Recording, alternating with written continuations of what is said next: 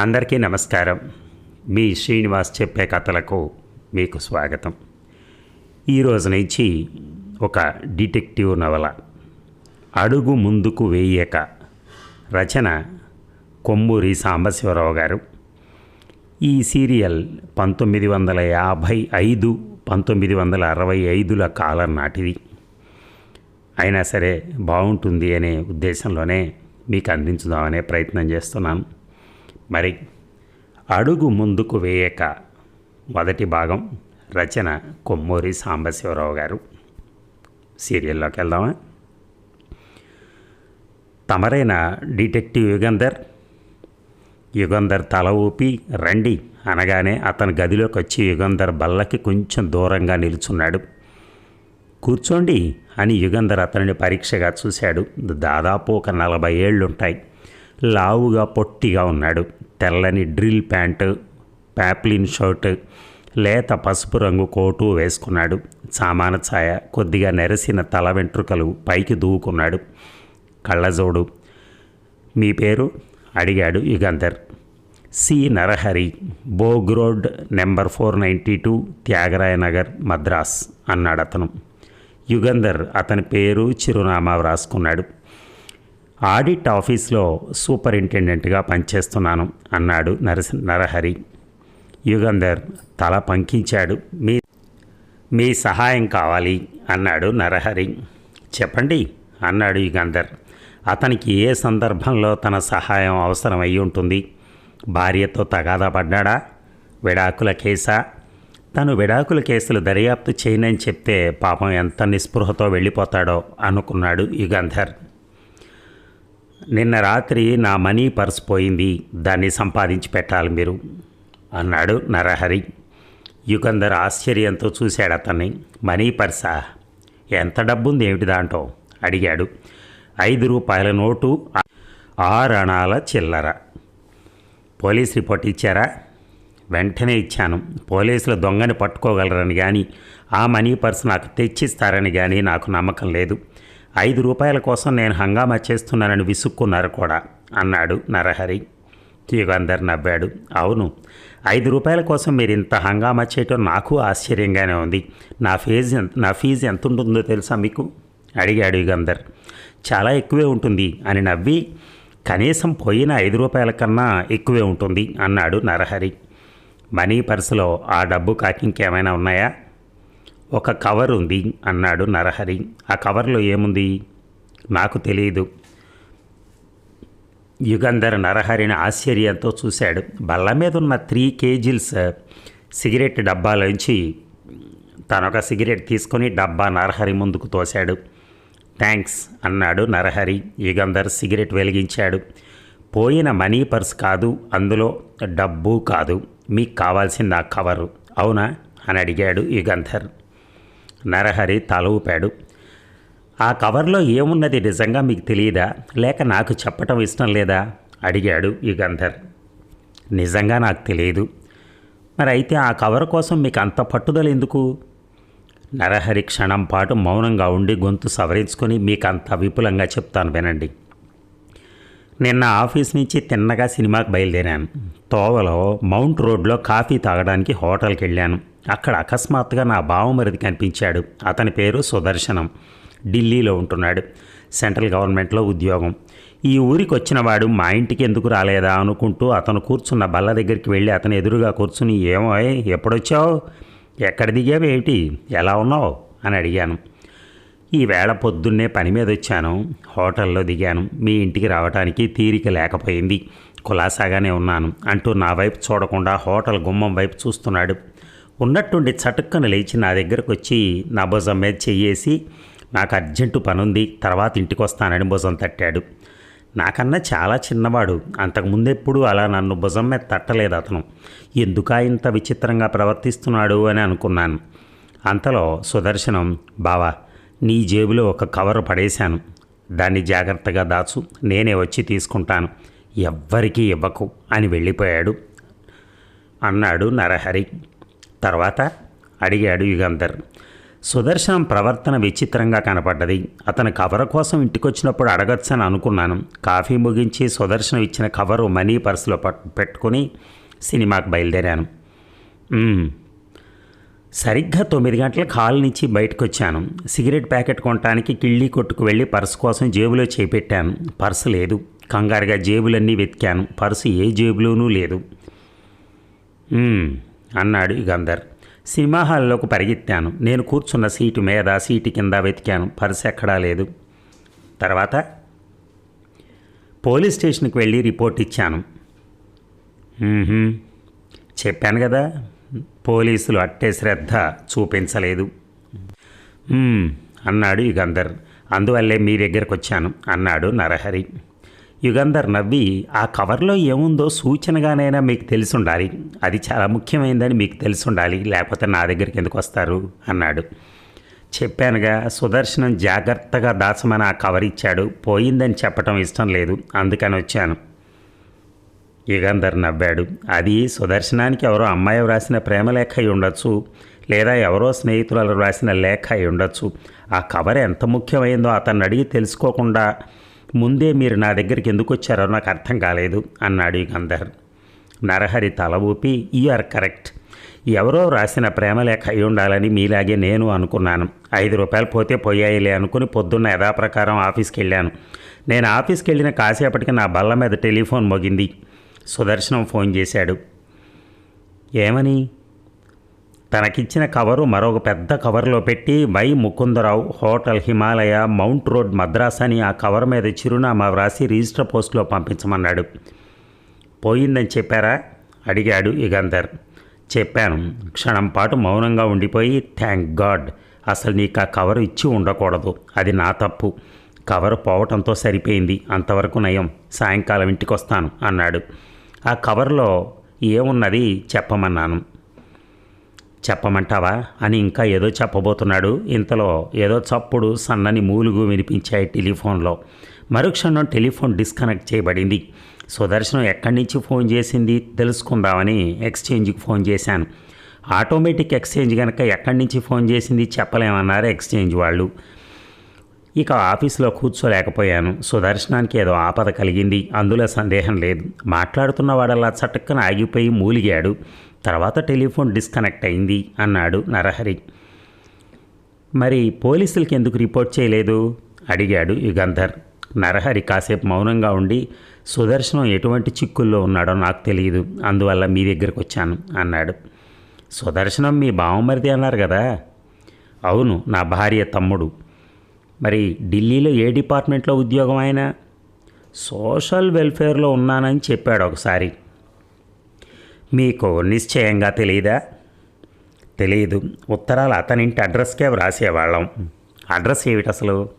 Mullah Sahib road number 892, road number 892, New Delhi. నా telephone number రాసుకోండి. సుదర్శనం మీ ఇంటికి వచ్చినా మీకు కబురు చేసినా నాకు వెంటనే తెలియజేయండి అన్నాడు యుగంధర్. థ్యాంక్స్, నా మనసు కొంత స్థిమితపడింది. మీ ఫీజు అడిగాడు నరహరి. ఈ కేసు గురించి ఇంకా ఏమీ తెలియదు, తర్వాత చెప్తాను. అన్నట్టు మీ బావమరిదిని వెతకాలా లేక కవర్ సంపాదించాలా అడిగాడు యుగంధర్. రెండూ చేయాలి అన్నాడు నరహరి లేచి నిలబడి. సరే. నరహరి స్ప్రింగ్ డోర్స్ చూసుకుని వెళ్తుండగా అతనికి ఎదురొచ్చాడు యుగంధర్ అసిస్టెంట్ రాజు. క్లయింటా అడిగాడు రాజు యుగంధర్ని లోపలికి వస్తూనే. యుగంధర్ తల ఊపాడు. ఇంట్రెస్టింగ్ కేసా? యుగంధర్ నవ్వి టేప్ రికార్డర్ వైపు చూపించాడు. రాజు టేప్ రికార్డర్ దగ్గరికి వెళ్ళి టేప్ వెనక్కి తిప్పి స్విచ్ వేశాడు. నరహరి యుగంధర్ దగ్గరికి వచ్చినప్పటి నుంచి వెళ్ళే వరకు వాళ్ళ సంభాషణ అంతా రికార్డ్ అయింది. రాజు అంతా విని చాలా ఇంట్రెస్టింగ్గా ఉంది అన్నాడు స్విచ్ నొక్కేస్తూ. డిటెక్టివ్ యుగంధర్ సిగరెట్ వెలిగించాడు. గట్టిగా 2 సార్లు పొగ పీల్చి, ఏమో ఎవరో ప్రియురాలు రాసిన ఉత్తరం అయి ఉండొచ్చుగా అన్నాడు. రాజు, నా చేత చెప్పించాలేనా? సరే. సుదర్శనం మద్రాసుకు వచ్చి హోటల్లో దిగాడు. మద్రాసు వస్తున్నట్టు కానీ పలానా హోటల్లో దిగుతున్నట్టు కానీ తన బావకి అక్కకి ఎందుకు ఉత్తరం రాయలేదు? హోటల్లో నరహరి ఆకస్మికంగా సుదర్శనాన్ని చూశాడు. వెంటనే ఓ కవర్ నరహరికిచ్చి హోటల్ గుమ్మం వైపు చూస్తూ దాన్ని దాచమని తనొచ్చి తీసుకుంటానని చెప్పాడు. ఎందుకు? ఎవరో అతన్ని వెంబడిస్తున్నారని, ఆ కవరు తన దగ్గర ఉండటం మంచిది కాదని నిశ్చయించుకున్నాడని సులభంగా ఊహించవచ్చు. నరహరి భుజం తడుతూ అతని జేబులో పడేశాడు ఆ కవరు. ఎవరూ చూడలేదనుకున్నాడు. కానీ సుదర్శనాన్ని వెంటాడుతున్న మనిషి ఆ కవరు నరహరి పర్సులో పెట్టుకోవడం చూసుండాలి. నరహరిని వెంటాడి అతని పర్సు దొంగిలించాడు. సినిమా హాల్లో కానీ హాల్లోంచి బయటకు వస్తున్నప్పుడు కానీ పర్సు లాగేసి ఉండొచ్చు. మర్నాడు సుదర్శనం నరహరికి టెలిఫోన్ చేసి ఆ కవర్ ఇంకో కవర్లో పెట్టి ముకుందరావు పేరున హిమాలయ హోటల్కి రిజిస్టర్ పోస్టులో పంపించమని చెప్పాడు. ఆ కవరు మరెవరి చేతుల్లోనూ పడకుండా ఉండేందుకు సుదర్శనం జాగ్రత్త పడ్డాడు. ఆ కవరు పోయిందని నరహరి చెప్పగానే సుదర్శనానికి కోపం రాలేదు. అంతవరకు నయం అన్నాడు. అంటే నరహరికి ఆపద కలగనందుకు సుదర్శనం సంతోషించాడు. కవరు పోయినందుకు విచారం కానీ కోపం కానీ రాలేదు. ఎందుకు? ఆ కవర్లో ఏమున్నది అతనికి తెలుసు. అది పోయినా ఇబ్బంది లేదు. యుగంధర్ తల ఊపి, ఇంతవరకు నీ హేతువాదం సరిగానే ఉంది, తర్వాత అడిగాడు. ఆ కవర్లో ఏముందో సుదర్శనానికి తెలుసునని, ఆ కవరు సంపాదించినంత మాత్రాన ప్రయోజనం లేదని అతని శత్రువులకి తెలుసు. అందుకే నరహరి నుంచి ఆ కవరు తస్కరించిన తర్వాత కూడా సుదర్శనాన్ని వెంటాడుతూనే ఉన్నారు వాళ్ళు. నరహరికి సుదర్శనం టెలిఫోన్ చేస్తూ ఉండగా శత్రువులు అతన్ని పట్టుకున్నారో హత్య చేశారో కూడా చెప్పటం కష్టం అన్నాడు రాజు. Good, very good. ఆ కవరులో విషయాలు సుదర్శనం వ్యక్తిగత విషయాలా, అతని ఆంతరంగిక జీవితానికి సంబంధించినవా కావా అనేది సమస్య అన్నాడు యుగంధర్. సుదర్శనాన్ని గురించి వివరంగా తెలుసుకుంటేనే కానీ ఆ విషయం తెలియదు కదూ అన్నాడు రాజు. అవును అంటూ యుగంధర్ టెలిఫోన్ తన ముందుకు లక్కున ఒక నెంబర్ తిప్పి, hello, is it hotel Himalaya? Mukundarao గారు ఉన్నారా? రూమ్ నెంబర్ నాకు తెలియదు, ఢిల్లీ నుంచి వచ్చి ఉండాలి. అటువంటి పేరు గల మనిషి మీ హోటల్లోనే లేడా? ఆల్ రైట్, బహుశా ఇంకెక్కడైనా బస చేశారేమో. ఒకవేళ ఆయన ఇవాళ రేపో మీ హోటల్కి వస్తే నాకు టెలిఫోన్ చేస్తారా? నా నెంబర్ రాసుకోండి, 97976. థ్యాంక్ యూ అని యుగంధర్ టెలిఫోన్ పెట్టేసి మళ్ళీ ఇంకో నెంబర్ తిప్పాడు. Hello, Yugandhar speaking. My dear Swarajyarao, good evening. సిటీలో యాక్సిడెంట్స్ కానీ హత్యలు కానీ ఏమైనా ఇవాళ జరిగాయా? సుదర్శన్ అనే అతని గురించి వాకప్ చేస్తున్నాను. ఈ ఊరు కాదు, ఢిల్లీ నుంచి వచ్చాడు. మీకేమీ రిపోర్ట్ రాలేదా? వస్తే నాకు చెప్పండి అని యుగంధర్ టెలిఫోన్ పెట్టేశాడు. మళ్ళా టెలిఫోన్ తీసి, hello, express trunk call book చేయండి, social welfare board secretary, Delhi. Thanks అని టెలిఫోన్ పెట్టేసి నవ్వి, మనము నరహరి అనవసరంగా హంగామా చేస్తూ ఉండొచ్చు. అసలు ఇందులో మర్మమేమీ ఉండకపోవచ్చు. సుదర్శనం ఆంతరంగిక విషయానికి సంబంధించింది ఏదో అయి ఉండొచ్చు అన్నాడు. అంతలో టెలిఫోన్ మోగింది. యుగంధర్ రిసీవర్ అందుకుని హలో అన్నాడు. డిటెక్టివ్ యుగంధర్? ఏ స్పీకింగ్. నా పేరు సుదర్శనం. నా బావ నరహరి కాసేపటి క్రితం మీ దగ్గరకు వచ్చాడు. నా గురించి కానీ నేను ఇచ్చిన కవర్ గురించి కానీ మీరు ఎటువంటి దర్యాప్తు చేయవద్దని కోరుతున్నాను. అలాగా, మీరు కోరటం వల్ల నేను దర్యాప్తు చేయటం లేదు. నరహరి గారు చెప్తే దర్యాప్తు మానేస్తాను. యుగంధర్, నేనేదో ఆపదలో ఉన్నానని బావ పొరపడుతున్నాడు. మీరు దర్యాప్తు చేస్తే నాకు ఆపద కలుగుతుంది. ఓహో, మీరు సుదర్శనం అని నాకు నమ్మకం ఏమిటి? మీరు నా ఆఫీస్కి రండి, మీ బావను కూడా పిలిపిస్తాను. నేను దర్యాప్తు చేయటం వల్ల మీకు ఆపద కలిగేటట్టయితే దర్యాప్తు మానేయమని ఆయన నాకు చెప్తారు. నేను రావటానికి వీలు లేదు. అయితే నరహరి గారికి టెలిఫోన్ చేయండి. టెలిఫోన్ చేస్తాను అని అతను డిస్కనెక్ట్ చేశాడు. యుగంధర్ వెంటనే ఒక నెంబర్ తిప్పి, హలో, సెక్షన్ సూపరింటెండెంట్ నరహరి గారు కావాలి. నరహరి గారేనా అని సుదర్శనం తనకు టెలిఫోన్ చేసి చెప్పిన విషయాలు చెప్పాడు. అతను సుదర్శనమో కాదో నాకు తెలియదు. మీకు టెలిఫోన్ చేస్తే అతను సుదర్శనం అయింది కాంది తెలుసుకోండి, క్రాస్ పరీక్ష చేయండి. అంటే అతనికి మీకు తప్ప మరెవరికీ తెలియని విషయం గురించి అడగండి. తర్వాత నాకు టెలిఫోన్ చేయండి అని రిసీవర్ హుక్ మీద పెట్టేశాడు యుగంధర్. ఇక నరహరి కుర్చీలో వెనక్కి జారగిలబడి సుదర్శనానికి తనకి తప్ప ఇతరులకు తెలియని విషయం ఏమిటా అని ఆలోచిస్తున్నాడు. అంతలో టెలిఫోన్ మోగింది. Hello, Narahari here. బావా, నేను సుదర్శనం. సుదర్శనమా? గొంతు అలా లేదే. టెలిఫోన్లో మాట్లాడితే గొంతు మారుతుంది కదూ. నిన్న మాట్లాడుతూ ఎందుకు మానేశావు అడిగాడు నరహరి. ఎవరో వచ్చారు టెలిఫోన్ బూత్లోకి, వాళ్ళు నా మాటలు వినటం ఇష్టం లేక డిస్కనెక్ట్ చేశాను. సరే కానీ నువ్వు ఆ డిటెక్టివ్ యుగంధర్ దగ్గరికి ఎందుకు వెళ్ళావు? నన్ను గురించి ఏం కంగారు పడకు, నేను క్షేమంగానే ఉన్నానని, దర్యాప్తు చేయవలసిన అవసరం లేదని ఆ యుగంధర్కి చెప్పు. నువ్వు ఒకసారి ఇక్కడికి రారాదు? వస్తాను, ఇప్పుడు తీరిక లేదు. నువ్వు సుదర్శనమో కాదో నాకెలా తెలుస్తుంది? అబ్బాబా ఏమిటి ఆ చేదస్తం? నేను సుదర్శనాన్నే. నిన్న హోటల్లో నీకు కవర్ ఇవ్వలేదు? నా పెళ్లి రోజు ముందు రాత్రి మనం ఏం చేసామో చెప్పు. ఎవడికి జ్ఞాపకం ఉంటుంది నీ చొప్పదంటూ ప్రశ్న నువ్వును. మిస్టర్, నువ్వు సుదర్శనం కావు అన్నాడు నరహరి. ఏమిటి బావా నీకు పిచ్చి? నేను సుదర్శనాన్నే. మరైతే నేను అడిగిన ప్రశ్నకు జవాబు చెప్పు. ఆల్ రైట్, మంచిగా చెప్పి చూశాను, వినకపోతే నీ కర్మ. మిస్టర్ నరహరి, ఈ కేసు దర్యాప్తు వెంటనే ఆపేయమని యుగంధర్కి చెప్పు, లేదా సుదర్శనానికి, నీకు, నీ భార్యకి కూడా ఆపద కలుగుతుంది, జాగ్రత్త అని డిస్కనెక్ట్ చేశాడు అవతల మనిషి. నరహరి పిరికివాడేం కాదు, కానీ అవతల మనిషి కంఠస్వరంలో కాఠిన్యమో మరేదో అతని ఒళ్ళు జలధరింపజేసింది.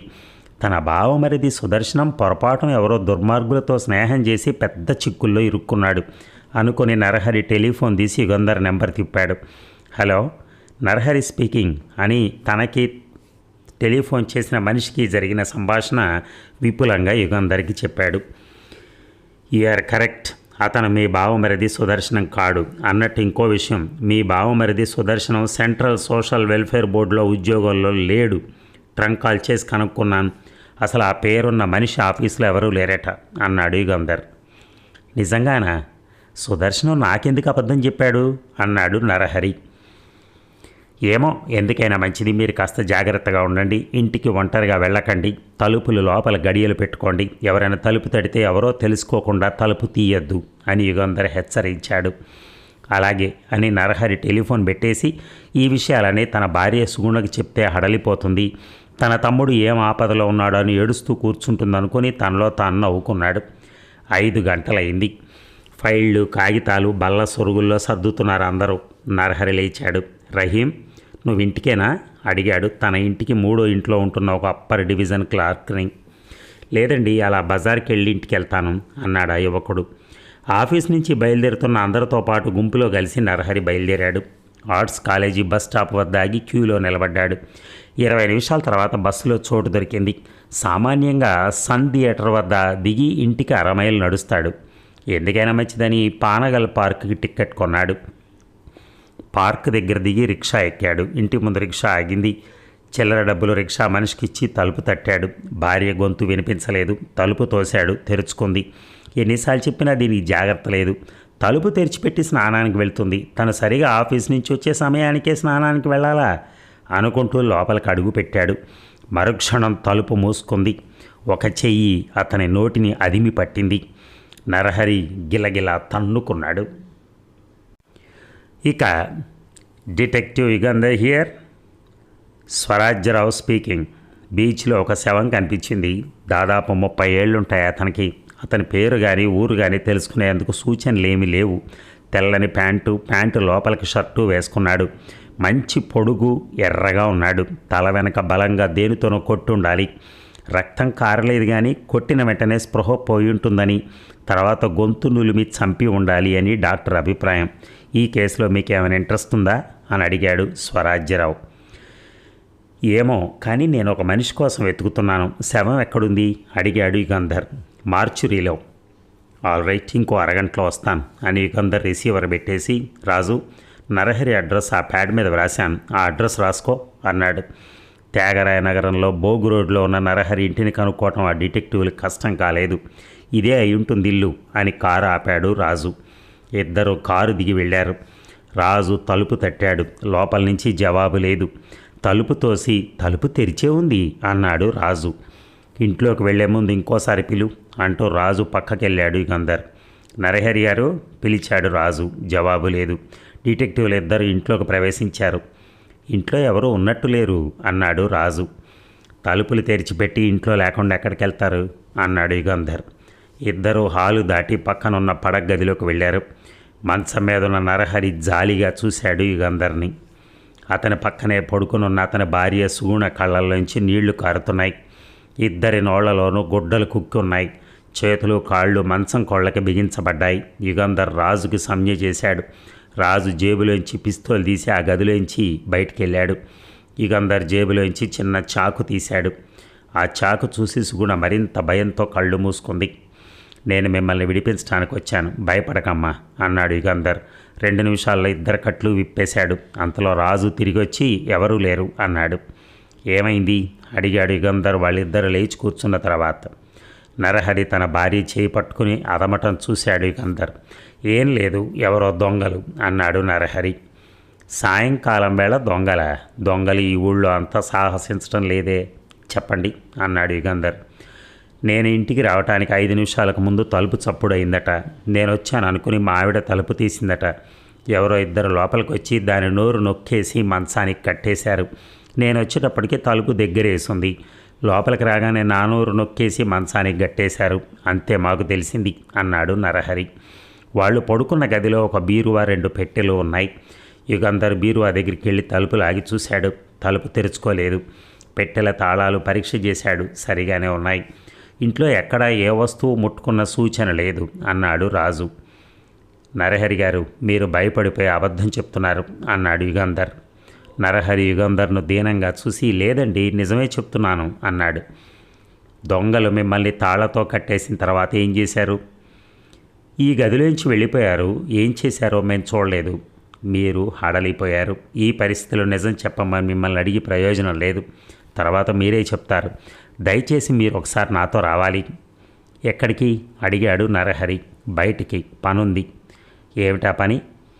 కారెక్కిన తర్వాత చెప్తాను. యుగంధర్ గారు, అన్నట్టు నేను ఇంటికి వస్తూ ఉండగా దోవలో సుదర్శనం కనిపించాడు. అలాగా అన్నాడు యుగంధరం. అనవసరంగా రభస చేయొద్దని, మీరు దర్యాప్తు చేయవలసిన అవసరం లేదని చెప్పాడు. కనుక మీరు దర్యాప్తు మానేయండి అన్నాడు నరహరి. అలాగే మానేస్తాను, కానీ ఇప్పుడు మీరు నాతో ఒకసారి రావాలి.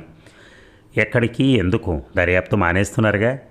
నాకు మీ సహాయం కావాలి. ఇప్పుడే మిమ్మల్ని తిరిగి దింపేస్తాను, రండి. అమ్మ బాబో, నేను ఒంటిగా ఇంట్లో ఉండను అంది సుగుణ.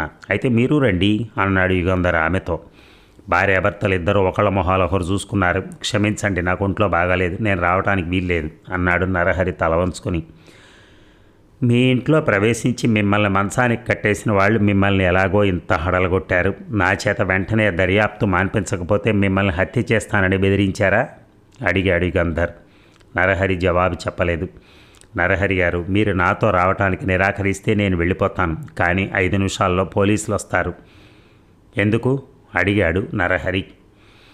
మార్చురీలో ఒక శవం ఉంది. ఆ శవాన్ని చూసి మీకు పరిచయం ఉన్న మనిషి అయితే గుర్తించడానికి. సుగుణ పెద్దగా ఏడవడం ప్రారంభించింది. రాస్కెల్స్, సుదర్శనం క్షేమంగా ఉన్నాడని చెప్పారు అన్నాడు నరహరి పళ్ళు పటపటా కొరుకుతూ. నిజమే అయి ఉండొచ్చు, శవాన్ని చూస్తే కానీ తెలియదు. పదండి, వస్తున్నాం అన్నాడు నరహరి. ఇక మార్చురీ వసారాలో డిటెక్టివ్ ఇన్స్పెక్టర్ స్వరాజ్యరావు నిల్చున్నాడు. యుగంధరు నరహరి కారు దిగారు. కారు దగ్గర సుగుణకు తోడుండమని యుగంధర్ రాజుకు సంజ్ఞ చేశాడు. శవాన్ని గుర్తుపట్టారా? యుగంధర్ ఇన్స్పెక్టర్ని అడగటం రాజుకు వినిపించింది. లేదు అని స్వరాజ్యరావు యుగంధర్ని నరహరిని మార్చులి లోపలికి తీసుకెళ్లాడు. సుగుణ వెక్కి వెక్కి ఏడుస్తోంది. ఒక్కడేనా మీకు తమ్ముడు అడిగాడు రాజు. సుగుణ తల ఊపింది. తల్లి తండ్రి లేరా? నాకు పెళ్ళైన ఏడాదికే పోయారు.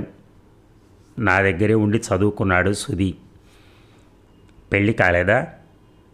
తల బెదిరించింది సుగుణ. యుగంధర్ గారి దర్యాప్తు ఆపు చేయించకపోతే చంపుతామని బెదిరించారా అడిగాడు రాజు. సుగుణ తల ఊపింది. సుదర్శనం క్షేమంగా ఉన్నాడని చెప్పారా? అవును అన్నది సుగుణ ఏడుస్తూ. యుగంధరు నరహరి మార్చిలోంచి బయటకు వచ్చారు. వాడు కాడే, మన సుదర్శనం కాదు అని నరహరి మార్చురి వసారాలోంచి సంతోషంతో అరిచాడు. సుగుణ కళ్ళల్లో నీళ్లు అలాగే ఉన్నాయి, కానీ ముఖం వికసించింది. వాడు గాడిగా 7 కొండల వాడికి మొక్కుకున్నానండి, వాడు కాకూడదని అన్నది సుగుణ. యుగంధర్ రాజు ఒకరి మొహం వారు చూసుకున్నారు.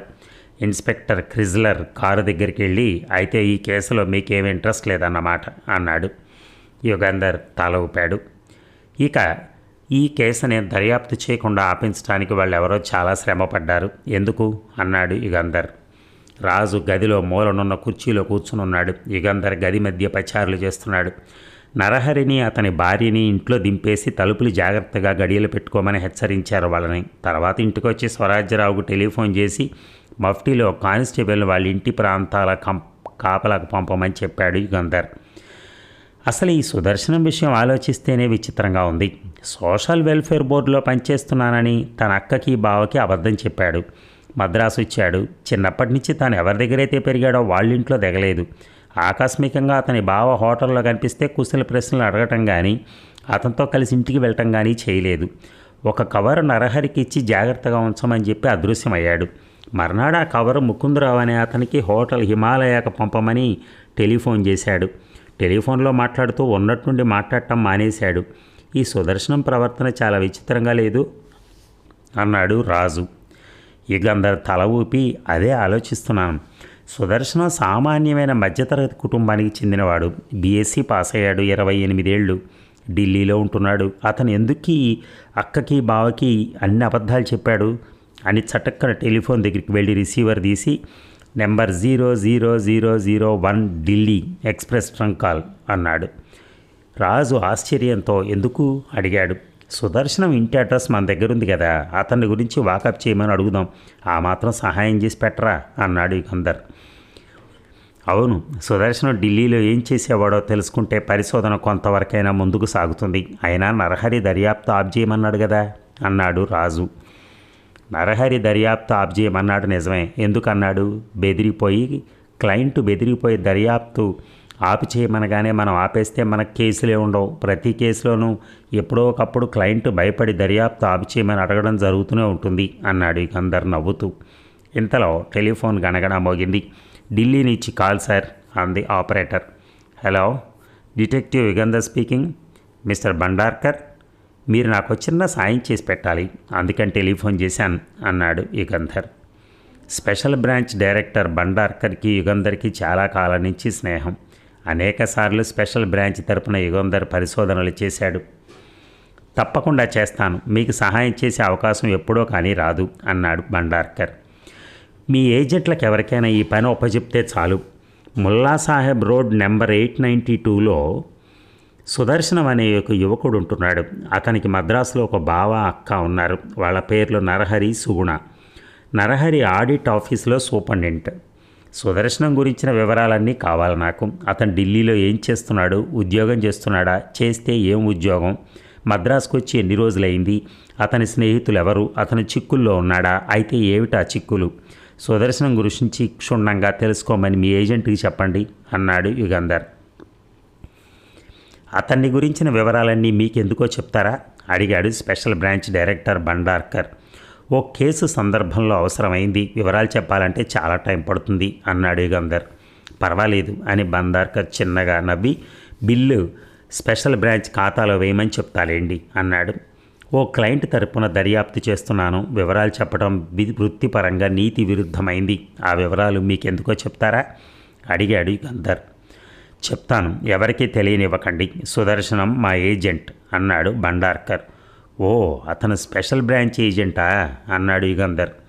సుదర్శనాన్ని గురించి తెలుసుకునేందుకు నాకు హక్కు ఉందని ఇప్పుడైనా అంగీకరిస్తారా అన్నాడు భండార్కర్. అతను మీ ఏజెంట్ అయితే వివరాలు తప్పకుండా చెప్తాను. నా క్లయింట్ నరహరి సుదర్శనం బావ. అతనికి మీకు కావాల్సింది సుదర్శనం క్షేమమేగా అని కేసు గురించిన వివరాలన్నీ యుగంధర్ వివరంగా భండార్కర్కే చెప్పాడు. యుగంధర్, నేను వెంటనే బయలుదేరి మద్రాసు వస్తున్నాను, మీరు మీ ఆఫీస్లోనే ఉండండి, వచ్చి కలుసుకుంటాను అన్నాడు భండార్కర్.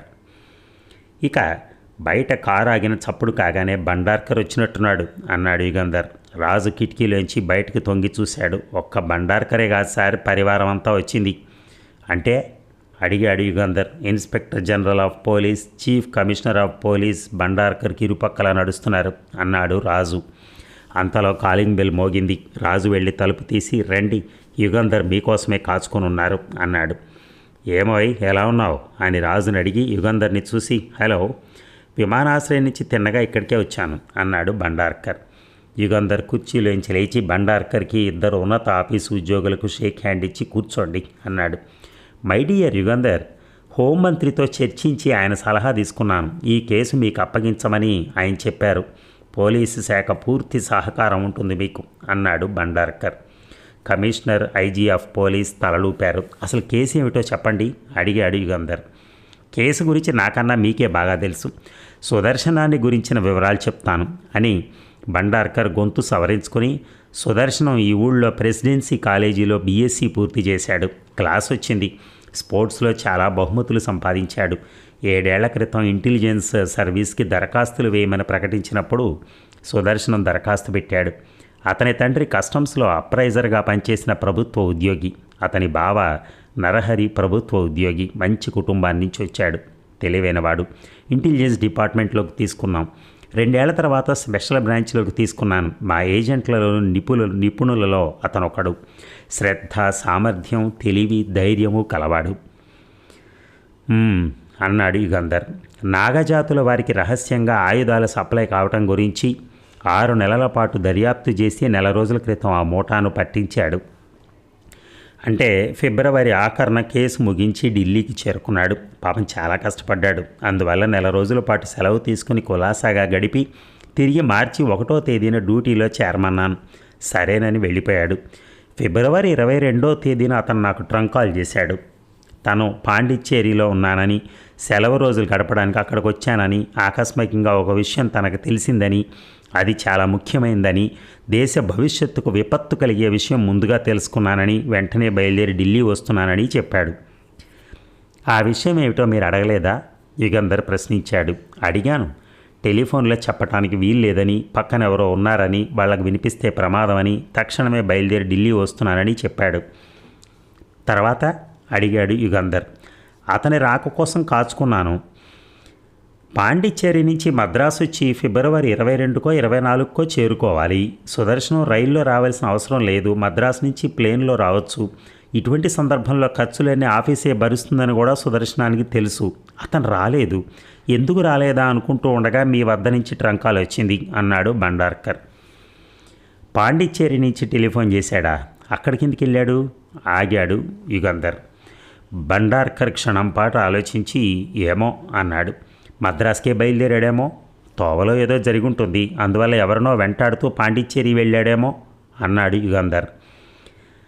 అలా అయ్యి ఉండదు. పాండిచ్చేరి వెళ్ళగానే నాకు తెలియజేసేవాడు లేదా రిపోర్ట్ రాసేవాడు. అతని మాటలను బట్టి ఆకస్మికంగా అతనికి ఏదో విషయం తెలిసింది అనిపించింది అన్నాడు భండార్కర్. యుగంధర్ నన్నేం చేయమంటారు అన్నట్టుగా భండార్కర్ వైపు చూశాడు. సుదర్శనం ఏమయ్యాడో తెలుసుకోవాలి. అంతకన్నా ముఖ్యమైన విషయం పాండిచ్చేరిలో సుదర్శనం తెలుసుకున్న విషయం ఏమిటి అనేది. దేశ శ్రేయస్సుకు సంబంధించిన విషయం అది.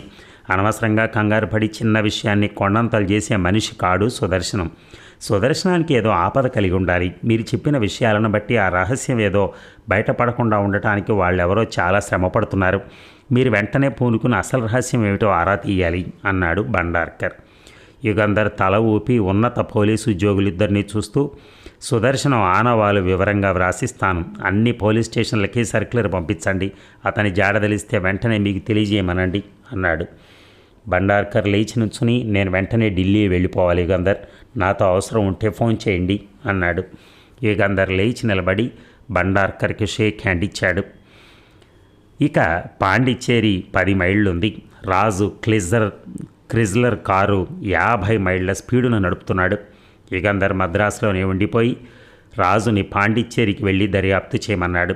పిస్తోల్ తీసుకో, జాగ్రత్త, శత్రువులు ఎవరో మనకు తెలియదు అని హెచ్చరించాడు యుగంధర్ రాజు కారెక్కుతూ ఉండగా.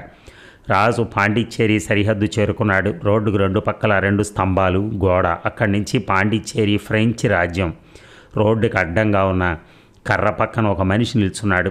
రాజు ఆ టోల్ దగ్గర కారు ఆపాడు. 8 అణాలు ఇవ్వమన్నాడు అతను. డబ్బు ఇవ్వగానే రసీదు రాసిచ్చాడు ఆ మనిషి. రాజు మళ్ళీ కారు స్టార్ట్ చేశాడు. పాండిచ్చేరి వీధులు కిక్కిరిసి ఉన్నాయి. సైకిల్ రిక్షాలు, ఎద్దుల బళ్ళు, సైకిళ్ళు, జట్కాలు, హారని ఎంత మోగించినా జనం తప్పుకోరు. జనంలో ఒక రకమైన నిర్లక్ష్యం. ఎవరి కోసం ఆగుతాడు అన్న దిలాస కనపడతాయి. రాజుకి చిరాకు కలిగింది. ఇంజన్ రేస్ చేసి స్పీడ్ ఎక్కించాడు. హారన్ వేయటం మానేశాడు. బొయ్యమనే కారు చప్పుడు విని రిబ్బున వస్తున్న కారు చూసి రోడ్డు మీద జనం పక్కకు తప్పుకుంటున్నారు. రాజు తనలో తాను నవ్వుకున్నాడు. బజారు వీధి దాటి తిన్నగా బీచ్ రోడ్డు మీదకి వెళ్ళాడు. చాలా ఏళ్ల క్రితం వచ్చాడు అతను అక్కడికి. బీచ్ రోడ్డు మీద ఏదో హోటల్ ఉండాలి. కారు నెమ్మదిగా నడపసాగాడు. Hotel sea view, bar attached, boarding and lodging. Raju hotel ముందు కారు ఆపాడు. లౌడ్ స్పీకర్లోంచి పరా పరా అనే పాట వినిపించింది. బార్లో ఒక మూల ఇద్దరు కూర్చొని ఉన్నారు. బల్ల మీద బీరు సీసాలు, బీరుతో నిండిన గ్లాసులు, సిగరెట్ డబ్బా ఉన్నాయి. ఎస్ సార్ అంటూ వెయిటర్ రాజుకి ఎదురయ్యాడు. ఒక గది కావాలి. ఇటు రండి సార్, మేనేజర్ ఇక్కడున్నారు అని రాజును పక్కనున్న గదిలోకి తీసుకెళ్లాడు వెయిటర్. మేడ మీద గది ఖాళీగా ఉందని, రోజుకు 10 రూపాయలు ఛార్జీ అని, 20 రూపాయలు అడ్వాన్స్ ఇవ్వమని చెప్పాడు మేనేజర్. రాజు 2 10 రూపాయల నోట్లు మేనేజర్కి ఇచ్చి, సామాను నా గదికి పంపించండి, కారులో ఉంది అన్నాడు. రాజు స్నానం చేసి బట్టలు మార్చుకుని బాల్కనీలో కూర్చున్నాడు. చీకటి పడబోతోంది. వీధిలో మెర్క్యూరీ దీపాలు వెలిగాయి. పాండిచ్చేరి ఊరు బాగాలేదు, కానీ బీచ్ రోడ్డు, ఆ హోటల్ చాలా అందంగా ఉన్నాయి. బాల్కనీలో నిల్చుంటే కింద రోడ్డుకి అవతల సముద్రం కనపడుతున్నాయి. కెరటాలు కాస్త పెద్దవిగా వస్తున్నాయి. గాలి కొంచెం విసురుగా వీస్తోంది. సముద్రపు తుప్పరలు బాల్కనీలో నిల్చున్న తన మీద పడతాయేమో అనిపించింది రాజుకి. చల్లని గాలి కోసం బీచ్ రోడ్డు మీదకి షికారుకి చాలామంది జనం వచ్చారు. పిల్లల్ని ఎత్తుకున్న ఆడవాళ్లు, సీతాకోక చిలకల మల్లె ముస్తాబు చేసుకున్న విద్యార్థినులు, రంగురంగుల ప్యాంట్లు షర్ట్లు తొడుక్కున్న విద్యార్థులు, వృద్ధులు, ఆశ్రమవాసులు. రాజు పరధ్యానంగా వాళ్ళని చూస్తున్నాడు. ఆశ్రమవాసులైన స్త్రీలు మోకాళ్లపైకి ఆకుపచ్చని లాగులు, మోచేతులపైకి తెల్లని చొక్కాలు, 2 జడలు వేసుకుని గుంపులు గుంపులుగా నడుస్తున్నారు. బ్రిటిష్ వారి హింస పడలేక ఫ్రెంచ్ రాజ్యానికి వలస వచ్చి అక్కడ పాండిచ్చేరిలో ఆశ్రమం స్థాపించిన అరవిందుని గురించి కాసేపు ఆలోచించాడు రాజు. అంతలో సుదర్శనం జ్ఞాపకం వచ్చి, ఈ ఊళ్ళో సుదర్శనం 15 రోజుల పాటు ఉన్నాడు. ఎందుకు? ఏం చేశాడు? ఎలా తోచింది అనుకుంటూ రాజు బెల్ నొక్కగానే రూమ్ బాయ్ పరిగెత్తుకుంటూ వచ్చాడు. బీర్ అన్నాడు రాజు. ఎస్ సార్ అని బాయ్ వెనక్కి తిరిగాడు. ఒక గోల్డ్ ఫ్లాక్ డబ్బా కూడా అని రాజు 10 రూపాయల నోటు ఇచ్చాడు బాయ్కి. 5 నిమిషాల్లో బాయ్ గ్లాసు, బీర్ సీసా, ఓపెనర్, సిగరెట్ డబ్బా తీసుకుని చిల్లర బల్ల మీద పెట్టాడు. నువ్వు తీసుకో అన్నాడు రాజు. రూమ్ బాయ్ ముఖం వికసించింది. ఈ మధ్య 15 రోజుల పాటు నా స్నేహితుడు ఇక్కడ ఒకడున్నాడు అన్నాడు రాజు. ఏ రూమ్లో సార్ అన్నాడు బాయ్ గ్లాసులో బీర్ జాగ్రత్తగా పోస్తూ. రూమ్ నెంబర్ నాకు తెలియదు, పేరు సుదర్శనం. ఓ ఆయన ఈ గదిలోనే ఉండేవారు సార్ అన్నాడు బాయ్. రాజు తన అదృష్టానికి తనను అభినందించుకున్నాడు. ఇక్కడ చాలా రోజులు ఉన్నట్టున్నాడు కదూ? దాదాపు 15 రోజులు ఉన్నారు సార్. 1-2 రోజులైతే తోస్తుంది, కానీ ఈ ఊళ్ళో ఏం తోస్తుంది? ఎలా ఉన్నాడో అన్నాడు రాజు. బాయ్ నవ్వి, ఆయనకి బాగానే తోచేది సార్ అన్నాడు. నీ పేరేమిటి అడిగాడు రాజు బాయ్ని. ఆరుముగం. నాకు ఒక 10 రోజుల పాటు ఇక్కడ ఉండాలనుంది. నా స్నేహితుడికి ఎలా తోచేదో చెప్పు అడిగాడు రాజు నవ్వుతూ. సుదర్శనం గారు మీ బంధువా అడిగాడు ఆరుముగం. స్నేహితుడని చెప్పానుగా. చెప్పకూడదేమో సార్. పర్వాలేదు చెప్పు అన్నాడు రాజు. ఆరుముగం బీర్ గ్లాసు ముందు పెట్టాడు. ఓ అమ్మాయి ఆయనకి తోడుంది సార్ అన్నాడు నవ్వుతూ. అలాగా, అతనికి కూడా వచ్చిందా లేక ఈ ఊళ్ళో స్నేహం అయిందా అడిగాడు రాజు. ఈ ఊళ్ళోనే స్నేహం అయింది. ఆయన ఇక్కడికి ఒంటరిగానే వచ్చారు సార్. ఆమె ఎక్కడుండేది అడిగాడు రాజు. ఈ హోటల్లోనే సార్. పేరు? సరోజవల్లి. అతనితో వెళ్ళిపోయిందా అడిగాడు రాజు. లేదు సార్, ఆమె ఇంకా ఈ హోటల్లోనే ఉంది అన్నాడు ఆరుముగం. ఇంకా ఈ హోటల్లోనే ఉందా? ఒంటిగా ఈ హోటల్లో ఉందా అడిగాడు రాజు. ఒంటిగా లేదు సార్, ఆమె భర్త కూడా ఉన్నారు. ఈ హోటల్కి వచ్చి 4 రోజులైంది. ఏమిటి, పెళ్ళైన ఆడదాంతో మావాడు ప్రేమ కలాపం సాగించాడా? మొగుడు ఊరుకున్నాడా అడిగాడు రాజు. ఆమె భర్త ఏది గమనించే స్థితిలో ఉండడు సార్. అంటే? ఆమె చిన్న సార్, 20 ఏళ్ళుంటాయి, ఆయనకి 50 ఏళ్ళుంటాయి. తిండివనంలో బియ్యం మరలున్నాయట ఆయనకి. బాగా డబ్బున్న మనిషి. ఏడాదికి 2 సార్లు మా హోటల్కి వచ్చి 1-2 నెలల్లో ఉంటాడు. ఇక్కడ ఉన్నన్ని రోజులు ఆయన కార్యక్రమం ఒకటే. ఈ ఊరిలో అడుగు పెట్టింది మొదలు ఇక్కడి నుంచి బయలుదేరేంత వరకు తప్ప తాగుతూ ఉంటాడు. సామాన్యంగా స్పృహ ఉండదు. స్పృహ రాగానే మళ్ళా తాగుతాడు. అందుకే ఇక్కడికి వస్తాడు అనుకుంటాను. అందుకే సార్ చాలామంది ఈ ఊరు వస్తుంటారు అన్నాడు ఆరుముగం. సరోజవల్లి ఆమె తాగదా? చచా, మొగుడు తప్ప తాగుండగా సుదర్శనంతో స్నేహం ప్రారంభించిందన్నమాట. ఈ గదిలోకే వచ్చేదా? అవును సార్, బయటికి పొక్కనివ్వకండి, నా పని ఊడుతుంది, పాపం ఆమె జీవితం నాశనం అవుతుంది అన్నాడు ఆరుముగం. నేనెవరికి చెప్పను. వాళ్ళు ఏ గదిలో ఉన్నారు అడిగాడు రాజు. ఈ గది పక్క గదిలో సార్. ఆవిడ ఇక్కడ ఉండగానే సుదర్శనం ఎందుకు వెళ్ళిపోయాడు? అడిగాడు రాజు. అదే సార్ నాకు ఆశ్చర్యంగా ఉంది. ఆ రోజు పొద్దున్న వెళ్ళిపోదాం అనుకోలేదు ఆయన. మధ్యాహ్నం ఉన్నట్టుండి బయలుదేరారు. నన్ను పిలిచి మద్రాసుకి బస్సు ఎన్ని గంటలకు బయలుదేరుతుందని అడిగారు. ఇంకో అరగంటలో బయలుదేరుతుందని చెప్పాను. వెంటనే బెట్టె సర్దుకుని బయలుదేరారు. అంతలో పక్క గది బాల్కనీలోకి ఒక యువతి వచ్చి నిల్చుంది. ఆమె సార్ అన్నాడు ఆర్ముగం. రాజు తల ఊపాడు. ఆర్ముగాన్ని వెళ్ళమని సంజ్ఞ చేశాడు. గదిలో ఉన్న దీపం వెలుగు బాల్కనీ వరకు వ్యాపించింది. బీచ్ రోడ్డు మీద మెర్క్యూరీ దీపాల వెలుగు ఆమె మొహం మీద పడుతోంది. రాజు ఆమెను పరీక్షగా చూశాడు. నల్లని నొక్కుల జుట్టు 2 జడలు వేసుకుంది. ఒక జడ మాత్రం భుజం మీద నుంచి ముందుకు వేలాడుతోంది. పువ్వుల సువాసన, ఆమె పూసుకున్న ఉడుకుల వాసన రాజు మీదకొచ్చింది. ఒకసారి ఆమె రాజు వైపు తిరిగి అతన్ని చూసి మొహం తిప్పేసుకుంది. ఆమె కళ్ళు దీపాల మల్లె మెరుస్తున్నాయి. నల్లని కనుబొమ్మలు గీసినట్టున్నాయి. కళ్ళు ఆర్పినప్పుడు కనురెప్పలు బిసిన కర్రల మల్లె కనిపించాయి. సామాన ఛాయ, కోలమొహం, నిగనిగలాడుతున్న చెంపలు, కొంచెంగా వంకర తిరిగిన పెదములు, మొనతేలిన గడ్డం, పమిట భుజం మీద నుంచి జారిపోతుంటే కుడి చేతిలో సర్దుకుంటోంది. సన్నని పొడుగాటి వేళ్ళు, ఆ వేళ్ల గోళ్ల మీద ఎర్రని క్యూటిక్స్ తళతళా మెరుస్తోంది. రాజు సరోజవల్లిని పరీక్షగా చూశాడు. ఆమె భర్త ఎంత ముసలివాడైనా, తాగుడు ఎంత అలవాటున్నా ఇటువంటి స్త్రీ పక్కనుండగా 24 గంటలు తాగి మత్తులో పడుండడానికి కారణం ఏమిటా అని ఆశ్చర్యపడ్డాడు. వంపులు తిరిగిన ఒళ్ళు, ఊపిరి పీలుస్తున్నా విడుస్తున్నా, మెడ కదిల్చిన ఒయ్యారం ఒలికిపోతున్న విగ్రహం సరోజవల్లిది. సుదర్శనం తన అక్కని బావని మర్చిపోయి ఈ గదిలో ఉండిపోయాడు అంటే ఆశ్చర్యపడాల్సిన అవసరం లేదనుకున్నాడు రాజు. బాయ్ అవతల గదిలోంచి బొంగురు కంఠస్వరంతో పిలవటం. సార్ అని ఆర్ముగం అంటం వినిపించాయి రాజుకి. స్కాచ్ తీత తీరుతురా ముద్దుగా మాటలు. Yes sir. సరోజవల్లి భర్త అప్పటికే బాగా తాగున్నాడని అతను ముద్ద మాటల వల్ల గ్రహించాడు రాజు. సముద్రపు ఒడ్డున నడుస్తున్న జనాన్ని పరధ్యానంగా చూస్తూ నిలబడి ఉంది సరోజవల్లి. రాజు సిగరెట్ వెలిగించాడు. కాసేపట్లో పక్క గదిలో సీసా మీద బల్ల మీద సీసా పెట్టిన చప్పుడు, సోడా సీసా మూత తీసిన చప్పుడు వినిపించాయి. 5 నిమిషాల పాటు ఓపిగ్గా కాచుకున్నాడు రాజు. తర్వాత కుర్చీలోంచి లేచి బాల్కనీ చివరికి వెళ్ళి సరోజవల్లి గారు పిలిచాడు. ఆమె చకితురాలై రాజును చూసింది. తననేనా పిలుస్తున్నది? తను పొరపడిందా? ఆశ్చర్యము, కంగారు ఆమె కళ్ళల్లో గోచరించాయి. సరోజవల్లి గారు, నేను సుదర్శనం స్నేహితుడిని అన్నాడు రాజు. ఇక మీకెటువంటి హాని కలగకుండా మీ ఇంటికి 2 డిటెక్టివ్ కానిస్టేబుల్స్ని కాపలా పెట్టాం. మీరు ఆఫీస్కి వెళ్ళటానికి రావటానికి కారు ఏర్పాటు చేశాం. కారులో సాయుధ పోలీసులు 2 ఉంటారు. ఇక మీకే భయం లేదు అన్నాడు డిటెక్టివ్ యుగంధర్ నరహరితో. అది చీఫ్ కమిషనర్ ఆఫ్ పోలీస్ గది. బల్లకు ఒకవైపున యుగంధర్ కూర్చున్నాడు. యుగంధర్ పక్కన నరహరి, వాళ్ళకెదురుగా పోలీస్ కమిషనర్.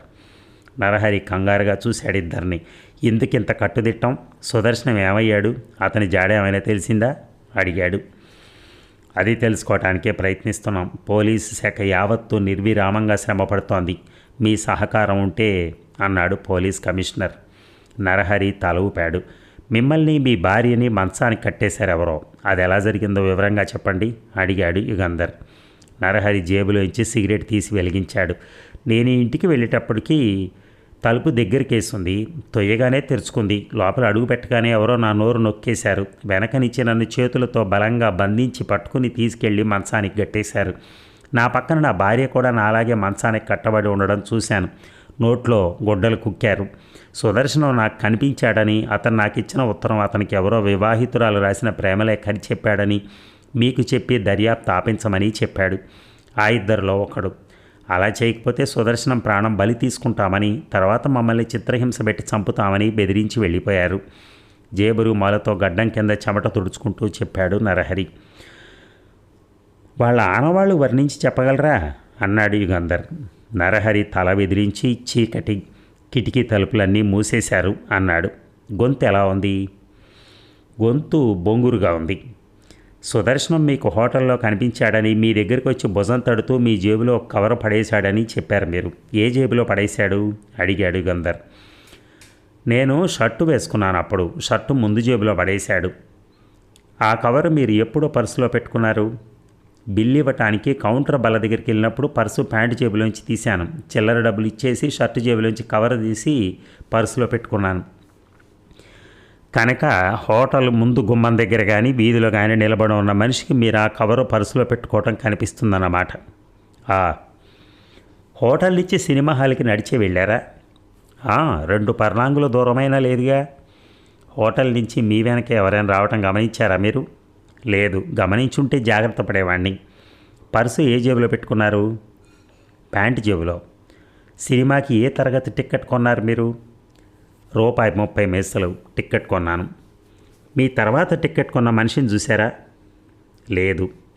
ఆ థియేటర్లో సీట్ల నెంబర్స్ వారీగా ఉన్నాయా సీట్లు? అవును. మీరు హాల్లోకి వెళ్ళేటప్పటికి సినిమా ప్రారంభించారా? గేట్ కీపర్ మిమ్మల్ని తీసుకెళ్ళి మీ సీటు చూపించాడా? మీ సీటుకి పక్కన సీట్లలో అప్పుడు ఎవరైనా కూర్చొని ఉన్నారా? కుడివైపు సీట్లో ఎవరో ఒక యువకుడు కూర్చుని ఉన్నాడు. ఎడం వైపు సీట్లో నేను థియేటర్లోకి వెళ్ళినప్పుడు ఖాళీగానే ఉంది. తర్వాత ఎప్పుడైనా ఎవరైనా వచ్చి అందులో కూర్చున్నారా లేక ఖాళీగానే ఉందా? సినిమా ప్రారంభమైన 5 నిమిషాలకు ఒక ఆమె వచ్చి కూర్చుంది. ఆమెను వర్ణించి చెప్పగలరా మీరు? 25 ఏళ్ళుంటాయి. కత్తిరించుకున్న జుట్టు భుజాల మీద పడుతోంది. నైలాన్ చీర, పెదములకు రంగు, హై హీల్స్ షూస్, సీతాకోక చిలుకలా ఉంది. నా పక్కన కూర్చోగానే గుప్పున సెంటు వాసన కొట్టింది. సినిమా పూర్తయిన తర్వాత మీతో పాటు ఆమె బయలుదేరిందా? లేదు. సినిమా పూర్తయ్యే 5 నిమిషాల ముందు లేచి వెళ్ళిపోయింది. ఆమెను గురించి మాట్లాడుతున్నప్పుడు నరహరి మొహంలో వచ్చిన మార్పు గమనించి ఆమె వృత్తి చేస్తున్న మనిషిలా కనిపించిందా? అడిగాడు యుగంధర్. చచా, అటువంటి మనిషిలా కనిపించలేదు. పోనీ ఆమెను సరిగా చూశారా? ఇంటర్వెల్లో దీపాలు వెలిగించినప్పుడు చూశాను. మీతో మాట్లాడిందా? ఏ భాషలో? ఇంగ్లీష్లో. ఏం మాట్లాడింది? ఆమె వచ్చేటప్పటికి సినిమా ప్రారంభించారు. మొదలుపెట్టి ఎంతసేపు అయిందని అడిగింది అన్నాడు నరహరి. తర్వాత మళ్ళీ మాట్లాడిందా ఏమైనా? అడిగాడు యుగంధర్. నరహరి సంకోచిస్తూ మౌనంగా ఉండిపోయాడు మౌనంగా. చెప్పండి, పర్వాలేదు, మీ భార్యకి చెప్పను అన్నాడు యుగంధర్ నవ్వుతూ. హాల్లోంచి వెళ్ళిపోయే ముందు తను కారులో ఆగున్న చోట ఉంటానని అక్కడికి రమ్మని చెప్పింది అన్నాడు సిగ్గుతో. సినిమా హాల్లో ఆమె ప్రవర్తన గురించి వివరంగా చెప్పండి అడిగాడు యుగంధర్. నరహరి తల వంచుకున్నాడు. 2-3 సార్లు ఆమె చీర పమిట నా ఒళ్ళో పడింది. ఐఎమ్ సారీ అంటూ నా ఒళ్ళోంచి పమిట తీసుకుంది. కుర్చీ మీద చేతులు ఆనించే చోట నా చేయి ఉండగా చూసుకున్నట్టు 2 సార్లు నా చేతి మీద తన చేయి వేసింది. కుర్చీలో కదులుతున్నప్పుడు నవ్వుతున్నప్పుడు ఆమె జుట్టు నా చెంపలకు రాసుకుంది. తర్వాత అడిగాడు యుగంధర్. ఆమె అంత చొరవగా ఉంటే నేనేనా తీసిపోయిందనుకుని నా చెయ్యి ఆమె చేతి మీద వేశాను.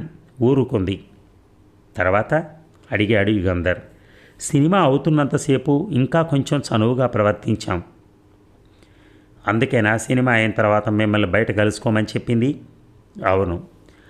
మీరిద్దరూ ఆ సినిమా హాల్లో చీకట్లో అంత చనువుగా ఉన్నప్పుడు మీ ప్యాంటు జేబులోంచి పర్సు ఆమె తీసుకునేందుకు అవకాశం ఉందా అడిగాడు యుగంధర్. నరహరి తల ఊపి ఆమె నా జేబులోంచి పర్సు తీసుకుని ఉంటే నేను గమనించి ఉండను అన్నాడు. సినిమా అయిన తర్వాత ఆమెను కలుసుకునేందుకు వెళ్ళారా? కారు లాగి ఉన్న చోట 15 నిమిషాలు కాచుకున్నాను. ఆమె ఆ ప్రాంతాలు ఎక్కడా లేదు. తర్వాత బస్సు ఎక్కడానికి వెళ్ళారన్నమాట. అవును. అప్పుడు చూసుకున్నారు పర్సిపోయిందని. అవునా? అవును. ఆమె మీద మీకు అనుమానం కలగలేదా? నిజానికి అనుమానం ఆమె మీదకు పోలేదు. జేబు దొంగతనం చేస్తుంది అని అనుకోలేదు. ఆ కవర్ కోసం దొంగతనం చేస్తుందని అనిపించలేదా? ఆ అనుమానం తర్వాత కలిగింది నాకు. అందుకే మీ దగ్గరికి వచ్చాను. ఆమెను గురించి అప్పుడే ఎందుకు చెప్పలేదు అడిగాడు యుగంధర్. కొద్దిగా అనుమానం కలిగినా ఆమె దొంగతనం చేస్తుంటుందని నమ్మలేక అన్నాడు నరహరి. ఆమెను గురించి పోనీ ఇంకా ఏమైనా చెప్పగలరా అడిగాడు యుగంధర్. నరహరి తల విదిలించాడు. మరి ఈ భాగం ముగిద్దామా? ఇది కొంచెం సస్పెన్స్ సీరియల్ కాబట్టి పూర్తిగా వింటేనే మనకు అర్థమవుతుంది, లేకపోతే అర్థం కాదు. ఒకసారి ఆలోచించి పూర్తిగా వినడానికి ప్రయత్నం చేయండి. Thank you.